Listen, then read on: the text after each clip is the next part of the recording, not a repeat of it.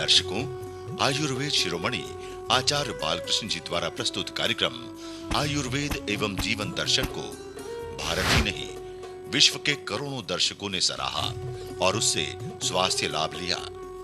अब हम अपने दर्शकों के लिए आयुर्वेद एवं जीवन दर्शन को नए कलेवर के साथ प्रस्तुत कर रहे हैं। अभी तक आपने आयुर्वेद एवं जीवन दर्शन के इस कार्यक्रम के माध्यम से किसी एक औषधीय पौधे से अनेक रोगों के उपचार के बारे में जानकारी प्राप्त की, लेकिन अब आचार्य जी आपको किसी एक रोग में प्रयोग होने वाले विभिन्न औषधीय वृक्षों, जड़ी बूटियों व घरेलू नुस्खों के विषय में बताएंगे, जिससे आप अपने अनेक असाध्य रोगों से मुक्ति पा सकेंगे। आचार्य जी का मानना है कि परंपरागत आयुर्वेदिक चिकित्सा के द्वारा सभी भयावह रोगों से छुटकारा पाया जा सकता है, लेकिन प्रयास करें कि रोग ही न हो। स्वस्थ रहना उत्तम स्वास्थ्य का परिचायक है। इसके लिए नियमित योग व संयमित दिनचर्या का पालन करें। फिर भी यदि कोई रोग हमें घेर लेता है तो परंपरागत आयुर्वेदिक एवं घरेलू उपचारों के द्वारा उससे निजात पा सकते हैं। दांत व मसूड़ों से संबंधित समस्या से आम आदमी को कभी न कभी सामना करना ही पड़ता है। दांतों में ठंडा गर्म लगना, दांत दर्द होना, कीड़ा लगना, पायरिया, मसूड़ों में खून आना, मसूड़ों में सूजन, सांस में बदबू आना व दांतों का पीला पड़ना, ये सभी दंत रोग में सम्मिलित हैं। दांतों को ठीक से साफ नहीं करना, गुटखा व पान मसाला खाना, बार बार खाने की आदत, कुछ भी खाने के बाद दांतों की सफाई न करना, ज्यादा मीठा खाना, ज्यादा गर्म ठंडा लेना, मसूड़ों का संक्रमण, दांतों व जबड़े की हड्डियों का अस्थि भंग होना, विटामिन सी और डी की कमी, कैल्शियम का स्तर कम होना, पीने के पानी में फ्लोरीन तत्व अधिक होना और दांत कैरीज आदि दंत रोग के कारण है। तंबाकू खाने, दांतों में कुछ फंस जाने और सड़न होने आदि से मसूड़ों की परेशानी होती है, जो बाद में घाव बनने के साथ ही कई बड़ी बीमारियों का कारण होता है। दांतों व मसूड़ों में दर्द होना ये आम बात बन गई है। कभी न कभी लगभग सभी को इन परेशानियों से गुजरना पड़ता है। दांतों में कैविटी, मसूड़ों में सूजन और ठंडा गर्म लगना ही इसकी मुख्य समस्या है, जिसका कारण मीठी व स्टार्च वाली वस्तुओं का सेवन करना है। मीठी व स्टार्च वाली चीजों से दांतों में बैक्टीरिया पैदा होते हैं, जिसके बाद में दांतों में सुराख हो जाता है, दांत खराब होने लगते हैं, वहीं कैविटी होती है। इसके कारण दर्द होता है। इससे मसूड़े भी प्रभावित होते हैं और दांत कमजोर हो जाते हैं। मसूड़े से खून आना वैसे तो आम बात है, लेकिन इसे यदि गंभीरता से न लिया गया तो ये गंभीर बीमारियों को बढ़ाता है। कई बार तो दांतों के गिरने का कारण भी बन जाता है। वर्तमान की इन्हीं समस्याओं को देखते हुए आज के अंक में आचार्य बालकृष्ण जी महाराज आपको ऐसे अनेकों आयुर्वेदिक जड़ी बूटियों एवं घरेलू उपायों के बारे में बताएंगे, जिससे दंत रोग व मसूड़ों की अन्य समस्याओं से मुक्ति पाई जा सकती है।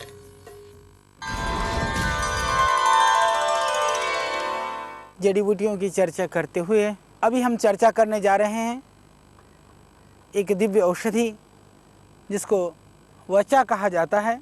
ये बहुत अच्छी एक औषधि है। ये सभी जगह पर होता है। यही इसकी जो मूल जड़ है, इसका ही हम प्रयोग करते हैं। यह बहुत सारे रोगों में एक दिव्य औषधि है। तो अभी हम कुछ प्रयोगों को जानते हैं। जब बच्चों को दांत निकलते हैं उस समय बहुत तरह के उपद्रव होते हैं, बच्चे को बहुत कष्ट होता है।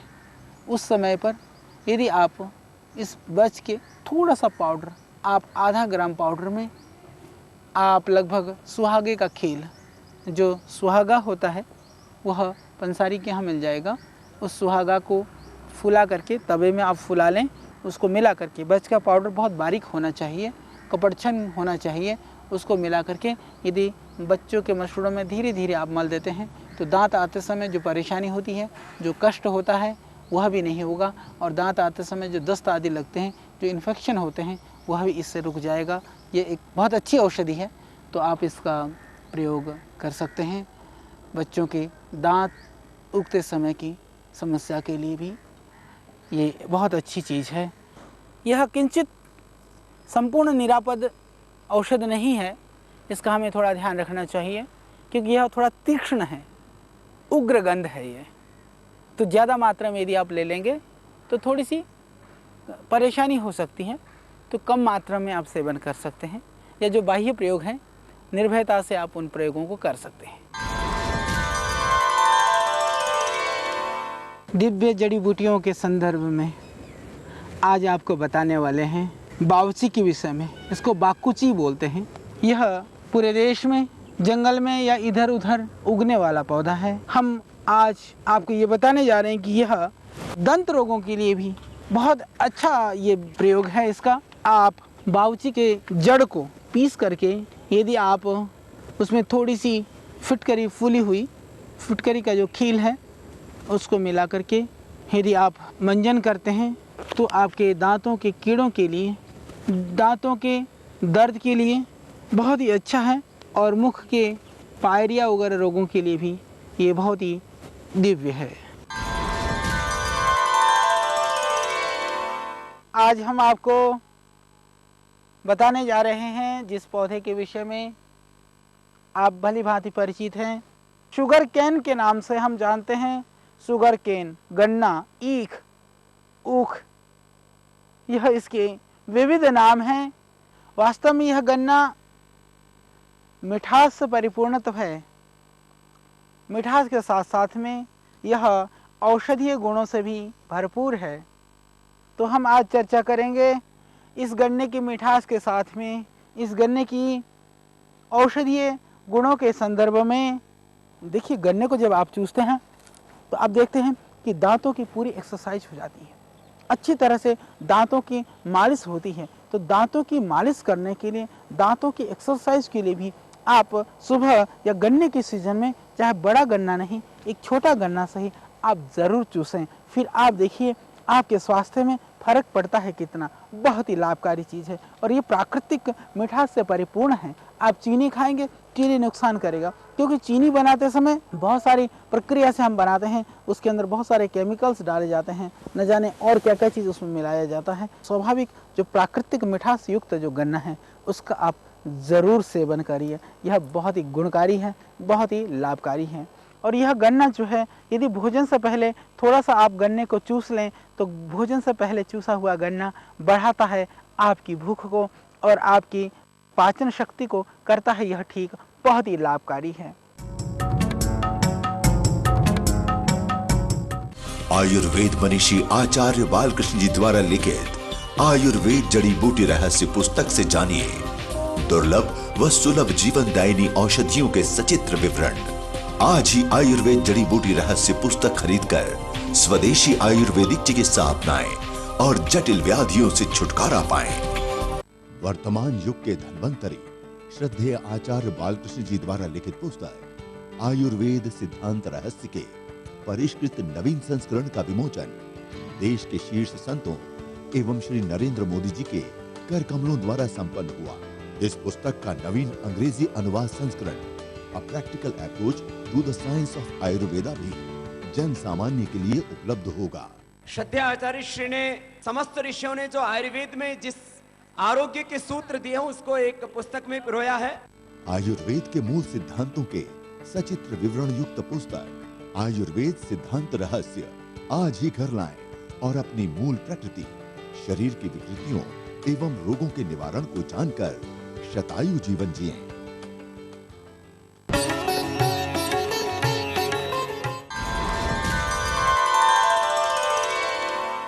आज हम चर्चा करने के लिए बैठे हैं मेरे इर्द गिर्द ये जो पौधा है, यह जो औषधि है अकरकरा की, यह एक वैरायटी है। बहुत ही अच्छे इसके प्रयोग हैं दांत के दर्द में। दांत के दर्द के लिए ये बहुत एक दिव्य औषधि है। कितना भी दांत में दर्द हो और आप इसके फूल को थोड़ा सा तोड़ करके और थोड़ी देर चबा करके मुंह पे रखें तो तुरंत लाभ मिलेगा और आपके पूरे मुख की सफाई हो जाती है, शुद्धि हो जाती है। और जहाँ तक मंजन बनाना हो, इसका आप पाउडर करें इसके फूल को, इसके पंचांग को, फूल और पत्तियां सहित भी आप इसका पाउडर करके, थोड़े फिटकरी को फुला करके, लौंग आदि डाल करके भी आप अपने घर में मंजन बना सकते हैं। और अन्यथा सिर्फ इस एकल औषधि को भी आप दांत के लिए और मुख के रोगों के लिए प्रयोग कर सकते हैं। और कोई पूछे कि कोई आयुर्वेदिक जड़ी बूटी का चमत्कार दिखा दो, तुरंत हम प्रभाव देखें, तो मैं कहता हूँ उसको आप एक अकरकरे का फूल चबाने के लिए दे दें, उसको ये महसूस हो जाएगा कि आयुर्वेद में कितनी शक्ति है, जड़ी बूटियों में कितनी ताकत है, ये वो महसूस कर सकेगा। आजकल एक विदेशों में फैशन है कि दंत मंजन या पेस्ट की जगह बबलगम चाब लेते हैं। कई बार लोग सुबह सुबह उठ करके बबलगम से प्रयत्न करते हैं कि मुख की शुद्धि हो गई। शायद बबलगम चबाने से मुख की शुद्धि ना हो, परंतु यदि आप सुबह उठ करके एक अकरकरे के फूल को यदि आप मुंह में दाब करके थोड़ी देर चबा लेते हैं, तो मैं दृढ़ निश्चय के साथ कह सकता हूं कि आपके मुख की शुद्धि हो गई है। ये आप नहीं, आपका पड़ोसी भी आपको बता देगा। तो ये मुख की शुद्धि के लिए, कि मुख की खुशबू के लिए और दांतों के लिए बहुत बहुत ही दिव्य औषधि है। हम लोग अपने दिव्य दंत मंजन में भी इस अकरकरा को डालते हैं। दिव्य मंजन भी आप करके मुख की दुर्गंधि को, दंत के रोगों को आप दूर कर सकते हैं। परंतु यदि आपके घर में अकरकरा है तो मैं समझता हूँ कि ऋषियों ने दंत शुद्धि के लिए, दांतों के लिए, मुख के लिए, मुख रोगों के लिए बहुत सारे औषधियों को बताया है। फिर भी यदि यह अकरकरा यदि आपके पास है, यह भी बहुत सरल और सुगमता से उगने वाला पौधा है। आप इसके पुष्प को ताज़ा प्राप्त कर सकते हैं, और नहीं हो तो इसको तोड़ करके आप रखें। सूखे हुए पुष्प से भी आप उसको चबा करके उस लाभ को ले सकते हैं। दांतों में दर्द हो, किसी भी तरह से सूल दांतों में हो और आप बहुत परेशान हो रहे हों, उसके लिए बहुत सरल सा एक अच्छा सा उपाय है। उसके लिए आप इसको दांत के नीचे दबा करके रख लें। काफ़ी देर तक यदि दबा करके रखते हैं तो आपको इससे दांत के रोग में, दर्द में भी लाभ मिलेगा। ये हमारा अकरकरा का पौधा जो बहुत सारे रोगों में कारगर है। किसी भी तरह से मुख की दुर्गंध है, आपको काफ़ी परेशानी होती है, तो आप उसके लिए इस अकरकरे के पौधे को कई तरह से प्रयोग कर सकते हैं। इसको चबा करके आप लार को बाहर निकालें, या इसके पंचांग को, पत्तियां और फूल को लेकर के इसको उबाल करके आप इसके काढ़ा को पिएं और गरारे करें। इससे आपके मुख का जो दुर्गंध है उसमें निश्चित रूप से लाभ होता है। हम आज से संकल्प लें कि इन जड़ी बूटियों को अपने घर आंगन में, अपने आसपास कहीं भी हों, वहाँ बढ़ाने में हम सहयोगी बनेंगे। कल ऐसा भी ना हो कि इन जड़ी बूटियाँ जहाँ कहीं उपलब्ध हैं वहाँ से हम तोड़ करके और इन जड़ी बूटियों को समाप्त कर डालें। हम इनको बढ़ाएं, वृक्षारोपण करें, जड़ी बूटियों का रोपण करें, इनके गुणों को समझें और देश की हवा, देश की मिट्टी और देश के जल के द्वारा हम देश को निरामय और स्वस्थ बना सकें। यह हमारा अभियान और आपका साथ होगा तो निश्चित रूप से हम इसमें पूर्ण सफल हो पाएंगे। हम वर्णन कर रहे हैं इस दिव्य औषधियों से परिपूर्ण पौधा तुलसी के संदर्भ में। यह एक ऐसा दिव्य पौधा है, यदि घर में है तो हम कह सकते हैं कि उस घर में बीमारियां नहीं आ सकती हैं, पर आवश्यकता है इसके विभिन्न प्रयोगों को समझने की। दांत के दर्द में, दांत दर्द अपने आप में बहुत एक बड़ी समस्या है। अचानक कभी भी दर्द हो जाए किसी भी इन्फेक्शन से, फायरिया या दूसरे अन्य कारण से, तो बहुत कष्ट होता है। तो तुलसी के पत्तों को पीस करके थोड़े काली मिर्च मिला करके थोड़ा सा सेंधा नमक मिला दें। आप उसको दूरी में थोड़ा फवा बना करके उसमें रख भी सकते हैं। रखने मात्र से आप देखेंगे आपके दर्द में, और उस पानी को, लार को बाहर निकालें, तुरंत आपको लाभ मिलेगा। और मसूड़ों में सूजन है तो आप धीरे धीरे उसको हाथ से मल भी सकते हैं, उंगली से। आप जब मसाज करेंगे अपने गम मसूड़ों का तो आपको तुरंत लाभ हो जाएगा। बहुत सरल और बहुत अच्छी औषध है आपकी यह मसूड़ों के लिए, और मुंह से दुर्गंध के लिए भी। यह तुलसी के पत्तों को आप थोड़ा पानी में उबालिए, उसमें थोड़ा सा आप सेंधा नमक डालिए, और थोड़ी काली मिर्च डालिए और एक आध लौंग को आप डाल दें उसमें। उसको डाल करके आप यदि गरारे करते हैं उससे गले की खराश और उसके कुल्ला करते हैं तो उससे मुख का जो दुर्गंध है, मुख का जो इन्फेक्शन है वो दूर हो जाता है। बहुत सरल है। फिर आप नोट कर लें, मुख के दुर्गंध के लिए, मुख के अशुद्धि के लिए और मुख को ठीक रखने के लिए 3-4 पत्ती तुलसी, 2-3 लौंग, 3-4 काली मिर्च, इसको थोड़ा थोड़ा कुचल करके पानी में डालें, थोड़ा सा उसमें सेंधा नमक भी मिला दें और उसको उबाल करके उसके करें गरारे। आप देखेंगे इसका चमत्कारिक परिणाम सिर्फ कुछ ही दिनों में। तो आप इसका प्रयोग करें तो आपको निश्चित रूप से, आप गाने वाले हैं तो और सुंदर गा सकेंगे, आप वक्ता हैं तो सुंदर बोल सकेंगे, विद्यार्थी हैं तो सुंदर पढ़ सकेंगे और आपका दांतों का और मुख का रोग इस सरल उपाय से निश्चित रूप से ठीक हो सकेगा। आइए सभी लोग हम संकल्प लें कि आज से इस औषधीय गुण को जान करके, इस औषधीय गुण के प्रयोग को जान करके रोग मुक्त होने के अभियान में हम एक कड़ी के रूप में शामिल होंगे और जहाँ भी हो सकेगा, जितनी भी हमें जगह मिलेगी, स्थान मिलेगा, हम वहाँ पर तुलसी के पौधों को ज़रूर लगाएंगे। आइए तुलसी को पहचानें, तुलसी के गुणों को पहचानें और हम सब इस देश को तुलसीमय बना दें। आज के अंक में आपने विभिन्न औषधीय पौधों द्वारा दंत रोग व मसूड़ों की अन्य परेशानियों के घरेलू एवं आयुर्वेदिक उपचार के विषय में जाना। कल फिर हम कुछ और महत्वपूर्ण औषधीय पौधों एवं आयुर्वेदिक उपायों के विषय में चर्चा करेंगे, जो कि दंत रोग व मसूड़ों की अन्य परेशानियों के निवारण हेतु आपके लिए लाभकारी होंगे। आवश्यक सूचना, दर्शकों, आपने परम पूज्य आचार्य बालकृष्ण जी महाराज से दंत रोग व मसूड़ों की अन्य परेशानियों के घरेलू व औषधीय पौधों से होने वाले सरल उपायों के विषय में जाना। करोड़ों भारतवासी सदियों से रोगों से मुक्ति के लिए औषधीय पौधों व घरेलू उपायों की जानकारी रखते हैं, लेकिन औषधीय पौधों से शास्त्रीय विधि से दवा का निर्माण करना जनमानस के लिए असंभव है।